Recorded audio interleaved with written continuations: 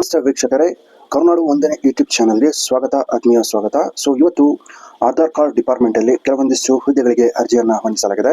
ಯಾರೆಲ್ಲ ನಮ್ಮ ಕರ್ನಾಟಕ ಬೆಂಗಳೂರಲ್ಲೇ ಹುದ್ದೆಗಳು ಹುಡುಕುತ್ತಿದ್ದೀರೋ, ಜೊತೆಗೆ 1 ಲಕ್ಷದ ಮೇಲ್ಪಟ್ಟ ಒಂದು ವೇತನವನ್ನು ಪಡೆಯುವಂತಹ ಇಚ್ಛೆಯನ್ನ ಉಳ್ಳ ವ್ಯಕ್ತಿಗಳಿಗೆ ಇದೊಂದು ಒಳ್ಳೆಯ ಸುವರ್ಣ ಅವಕಾಶವಾಗಿದೆ. ಇಲ್ಲಿ ನಮ್ಮ ಆಧಾರ್ ಕಾರ್ಡ್ ಡಿಪಾರ್ಟ್ಮೆಂಟ್ ಅಲ್ಲಿ ಕೆಲವೊಂದಿಷ್ಟು ಹುದ್ದೆಗಳಿಗೆ ಅರ್ಜಿಯನ್ನು ಆಹ್ವಾನಿಸಲಾಗಿದೆ.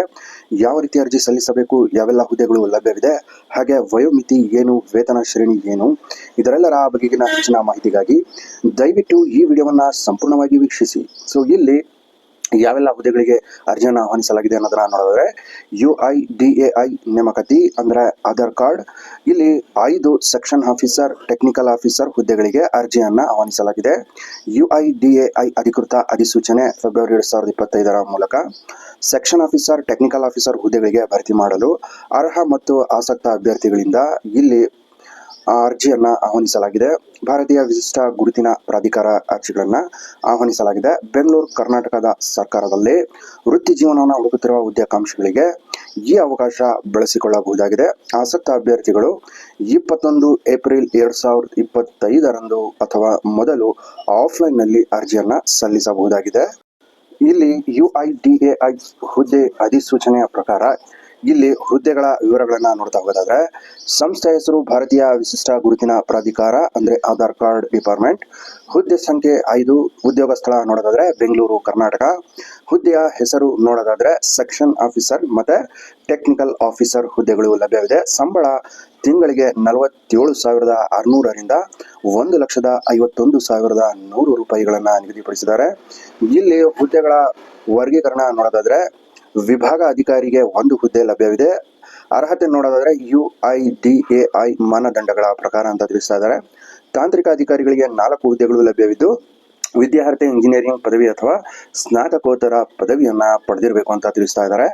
ವಯಸ್ಸಿನ ಮಿತಿ ನೋಡೋದಾದ್ರೆ, ಭಾರತೀಯ ವಿಶಿಷ್ಟ ಗುರುತಿನ ಚೀಟಿ ಪ್ರಾಧಿಕಾರದ ನೇಮಕಾತಿ ಅಧಿಸೂಚನೆಯ ಪ್ರಕಾರ ಅಂತ ತಿಳಿಸ್ತಾ ಇದ್ದಾರೆ. ಅಭ್ಯರ್ಥಿಯ ಗರಿಷ್ಠ ವಯಸ್ಸು 21 ಏಪ್ರಿಲ್ 2025 56 ವರ್ಷಗಳಿಗಿಂತ ಕಡಿಮೆ ಇರಬೇಕು ಅಂತ ತಿಳಿಸ್ತಾ ಇದ್ದಾರೆ. ವಯೋಮಿತಿ ಸಡಿಲಿಕೆ ಬಗ್ಗೆ ಇಲ್ಲಿ ಭಾರತೀಯ ವಿಶಿಷ್ಟ ಗುರುತಿನ ಪ್ರಾಧಿಕಾರದ ಮಾನದಂಡಗಳ ಪ್ರಕಾರ ಅಂತ ತಿಳಿಸ್ತಾ ಇದ್ದಾರೆ. ಆಯ್ಕೆ ಪ್ರಕ್ರಿಯೆ ನೋಡಿದ್ರೆ ಲಿಖಿತ ಪರೀಕ್ಷೆ ಇರುತ್ತೆ, ತದನಂತರ ಸಂದರ್ಶನ ಅಂದ್ರೆ ಇಂಟರ್ವ್ಯೂ ಸಹ ಇರುತ್ತೆ.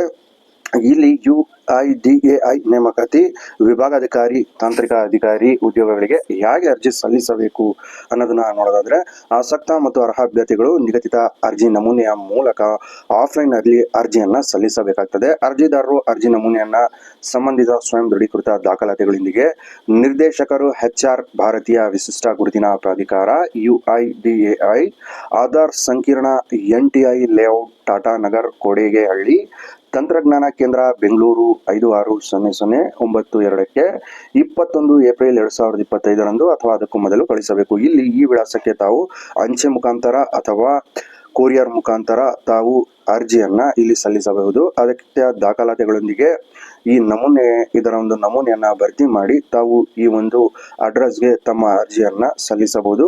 ಇದನ್ನ ಸ್ಕ್ರೀನ್ಶಾಟ್ ಅಥವಾ ಪಾಸ್ ಮಾಡುವುದರ ಮೂಲಕ ಈ ಅಡ್ರೆಸ್ನ ತಾವು ನೋಟ್ ಮಾಡ್ಕೊಳ್ಳಿ. ಇಲ್ಲಿ UIDAI ಸೆಕ್ಷನ್ ಆಫೀಸರ್ ಮತ್ತೆ ಟೆಕ್ನಿಕಲ್ ಆಫೀಸರ್ ಹುದ್ದೆಗಳಿಗೆ ಅರ್ಜಿ ಸಲ್ಲಿಸುವ ಹಂತಗಳು ಯಾವ ರೀತಿ ಅನ್ನೋದನ್ನ ಇಲ್ಲಿ ತಿಳಿಸ್ತಾ ಇದ್ದಾರೆ. ಮೊದಲನೇದಾಗಿ UIDAI ನೇಮಕಾತಿ ಅಧಿಸೂಚನೆ 2025 ಸಂಪೂರ್ಣವಾಗಿ ಓದಿ ಮತ್ತು ಅಭ್ಯರ್ಥಿಯು ಅರ್ಹತಾ ಮಾನದಂಡಗಳನ್ನ ಪೂರೈಸುತ್ತಾರೆ ಎಂದು ಖಚಿತಪಡಿಸಿಕೊಳ್ಳಿ. ಅಂದ್ರೆ ಇಲ್ಲಿ ಅವರ ಒಂದು ಅಫಿಷಿಯಲ್ ನೋಟಿಫಿಕೇಶನ್ ಸಹ ಡೌನ್ಲೋಡ್ ಮಾಡಿಕೊಂಡು ಅದನ್ನ ಸಂಪೂರ್ಣವಾಗಿ ಓದಿಕೊಂಡು ಅದರ ಅನುಗುಣವಾಗಿ ತಮ್ಮ ವಿದ್ಯಾರ್ಥಿ ಇದೆಯೋ ಇಲ್ಲವೋ ಎಂದು ಖಚಿತಪಡಿಸಿಕೊಂಡು ನಂತರ ತಾವು ಈ ಹುದ್ದೆಗಳಿಗೆ ಅರ್ಜಿಯನ್ನ ಸಲ್ಲಿಸಿ ಅಂತ ತಿಳಿಸ್ತಾ ಇದ್ದಾರೆ.